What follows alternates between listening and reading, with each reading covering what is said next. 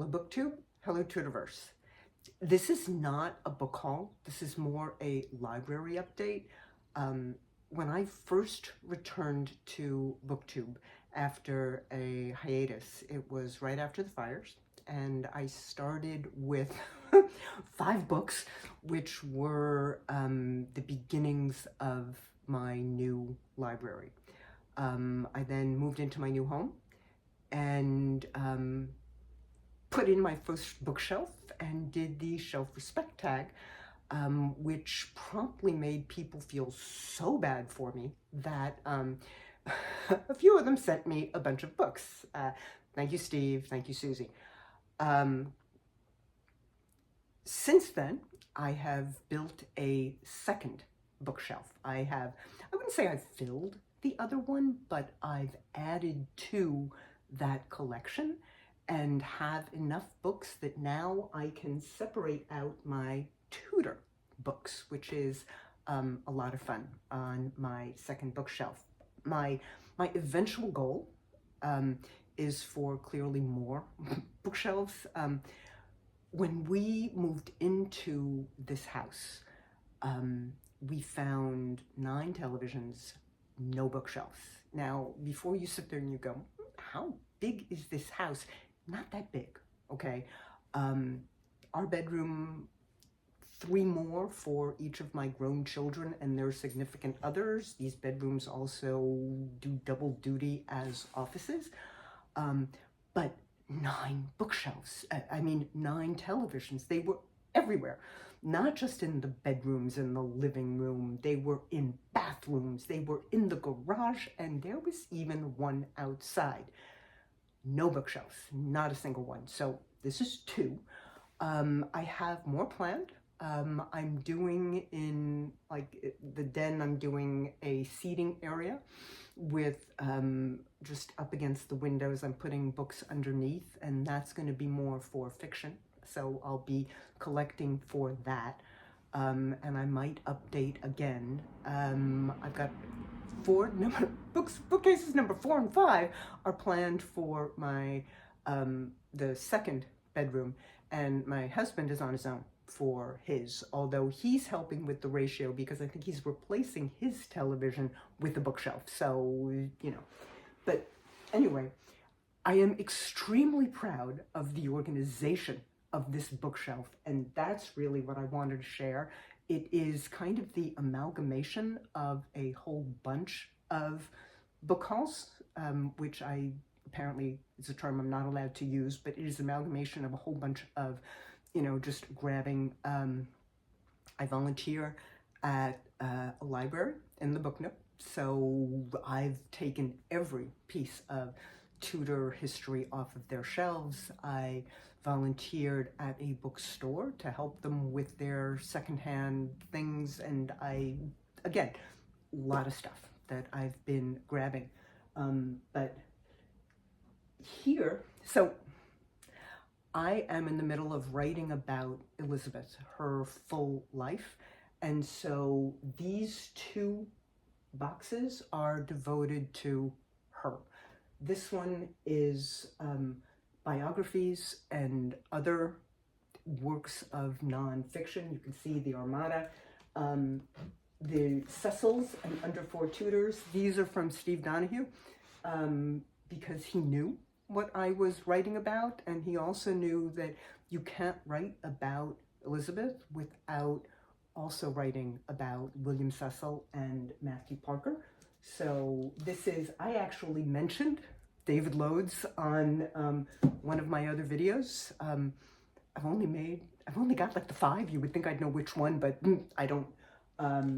It's not the 2-volume Conyers Read, but it does replace what I had before, and I'm so very happy to have it back because I definitely needed it. This section is source material. I bought this because this is never going to be found anywhere but directly from the people involved. The first one is the wardrobe. It is a huge thing. It is, there were inventories made at different times in Elizabeth's life of her entire wardrobe. So it is incredibly illustrated. I've got pictures of gloves. I know I can tell what she wore here and there. This is incredible. If any of you are considering buying it, I read the reviews and they basically said go for the hardcover, even though it's more expensive, because the soft cover, the photographs don't come out well and they kind of bleed to the end of the page. So, but this is absolutely amazing. And then the gift rolls, which this is in the Tudor court. Every year at New Year's, not at Christmas, but at New Year's, the Tudors exchange gifts. And interesting, it was called New Year's, even though the actual start to the year was Lady Day, March 25th, but putting that aside. And just like at a 5-year-old's birthday party, there were lists made of everything given to the Queen and everything that she gave. So you separate it out by year. It is a wonderful way of seeing who was in favor, because in a system that had been popularized well before Henry VIII, this is just the way they did it, they kind of had like a list, like, okay, earls in general get this amount, or gifts worth this amount of, this many ounces of gold or silver or whatever. And some earls got more, some got less, but that was basically, you can look and see who's in favor. And by the way, if you look at this, Robert Dudley each year and his brother Ambrose got about 120 ounces worth of gold, when the next highest gift was more like 40. So that kind of tells you where we're talking. This is unbelievable fun.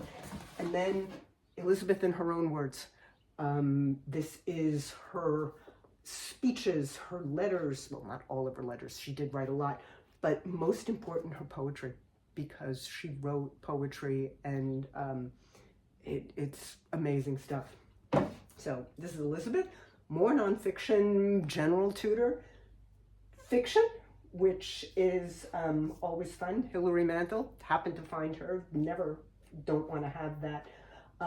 This was another Steve special, which I am really looking forward to reading, because it is written from the point of view of Will Sommers, who was Henry VIII's fool.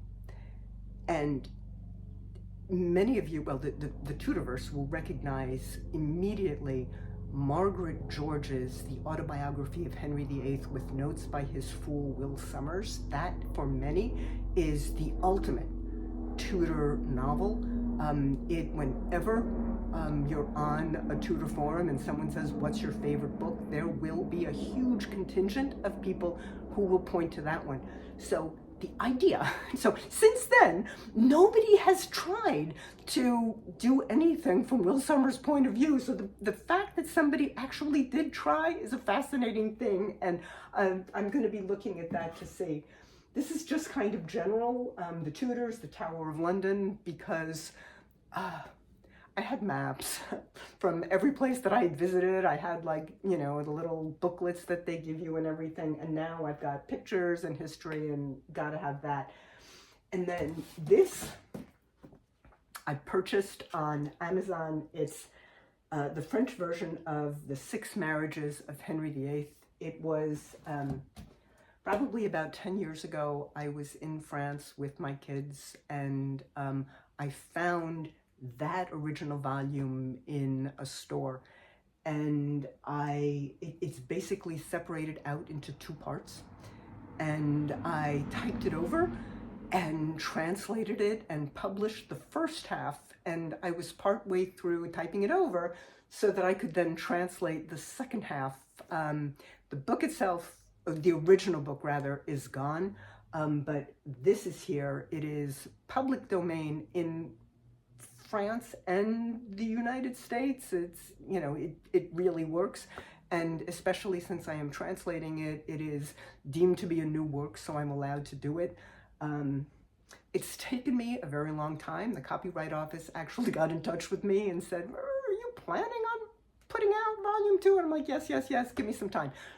So that is now going to be on the shelf. So this is bookshelf number 2.